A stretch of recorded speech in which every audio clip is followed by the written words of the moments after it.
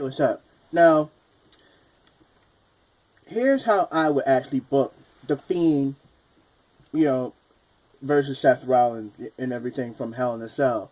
Adjust this just a little bit. Just a little bit. There we go. And because obviously we all have seen how the genius creative of WWE try to handle it, especially in Hell in a Cell. Yeah. Anyway, here's how I would have done it.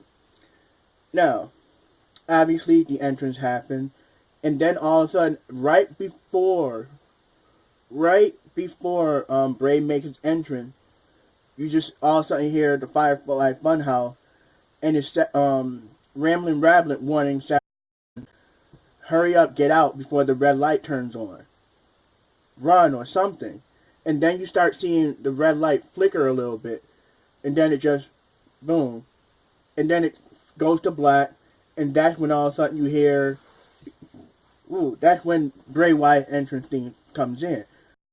You know, to make it synonymous. Now, in terms of the red light being continuous through the match, to be honest, I probably would have preferred it off because I thought it was great when it was Fiend versus Finn Balor. You know what I mean? And plus, the cage is already red. You don't need to emphasize that. But I understand the horror trope. It's, up to your preference whether you want the red light on or the red light off. Now, throughout the match, obviously, it's a little bit of, like how in the beginning it started where the Fiend sees Seth Rollins maneuver, like, the stick, or Singapore cane. What else? Seth Rollins trying to do as much offense. You see the Fiend, like, playing along, but eventually he'll start laughing like the whole time he was just fucking with them. So, it's like, like when Seth Rollins does the sling blade, or, Seth Rollins does, all these acrobatic moves, and then all of a sudden the weapons start getting involved. Now, obviously, the Fiend brings out the mallet, and Seth Rollins, he'll bring out either a chair or a sledgehammer, to sort of try to combat it. But the Fiend then, it may sound cheesy, but at least it, comes into play. Now, here's what happened. Seth Rollins do not do his finishing move yet till almost close to the climatic, where it seemed like it actually seemed to be the Fiend. Like, they do a lot of spots outside the ring, inside the cage. They do a lot of spots inside. They even manage to go outside the cage, like they blast through the door. And this is where you can do the whole referee crap, where it's like, they're battling outside the, a little bit outside, and then the referees are like, it's not a no falls count anywhere. You gotta get back in the ring. You gotta get back in the cell. And at this point, you start seeing Seth Rollins doing everything he can to sort of keep the Fiend from being inside the cell, because it seemed like, obviously, Hell in a Cell is the Fiend's playground. You don't see it until it starts blowing up a little by little. Finally, they get back in the ring, and this is where, out of nowhere, it's like, you see Fiend getting his offense in, you see him being very effective, and every time you go pin him, he'll, do a fake kick out, like he'll grab Seth Rollins like as if he kicked out, and then he'll be laughing. Like, that's his way of showing dominance, and that he's having fun. He's playing with his food. You know what I mean? And at this point, right when the Fiend goes to do a corner, Seth Rollins moves out the way, and then the Fiend will do his spider walk, to show that, I may have missed you, but I'm still coming for you.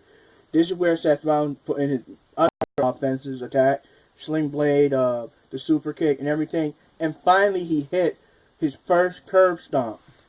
And he pinned, and the Fiend kicks out at one, keeping that emphasis, which will pretty much be like, oh, shoot.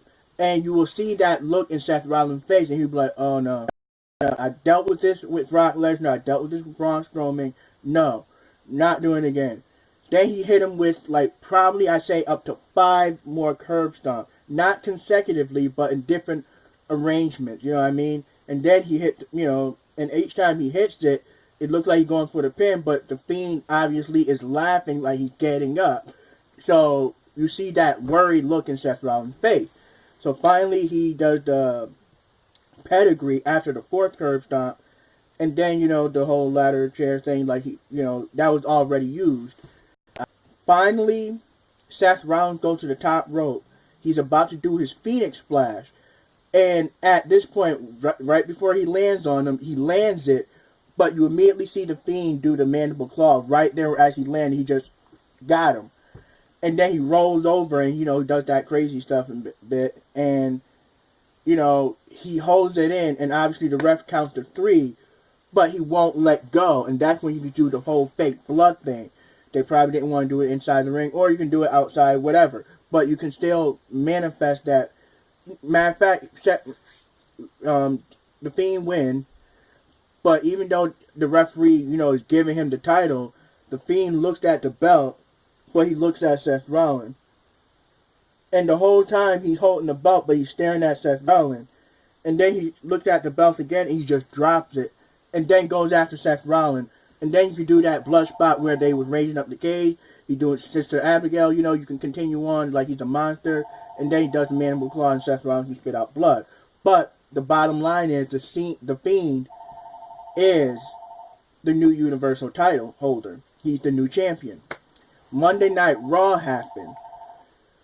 You don't see the Fiend, but you do see Seth Rollins coming out, and he cuts a promo about, you don't, matter of fact, don't bring him out. You just see Bray Wyatt, and he's just like in awe, like, oh my God, the Universal title. Look, my Fireflies, we got a shiny ornament or a shiny belt, something along the line. And then, later on tonight, you see Seth Rollins comes out limping. He's like, I don't care how long it takes or whatever it takes, I will be your Universal Champion again. And I have a rematch clause or whatever, I'll do whatever it takes, because I will prevail. And then, obviously, the draft happens, which is today, Friday. This is where the draft's going to happen. Now, if SmackDown do end up getting the Fiend, you could use this clause where it's like, well, since you now represent SmackDown, you can no longer be the Universal title. But don't tell it to the Fiend in the ring or tell it to Bray Wyatt in the ring. Just, they have to make that announcement in some way. And then Bray Wyatt cuts a Firefly Funhouse episode where he's like, oh man, it was really fun. I mean, look at it. It's red. It's shiny. It's amazing. But we no longer are the Universal Champion. That's right. The heel glove this time. He's like, it'll be okay. It will be alright, because at least we'll be here in SmackDown. We can make new friends.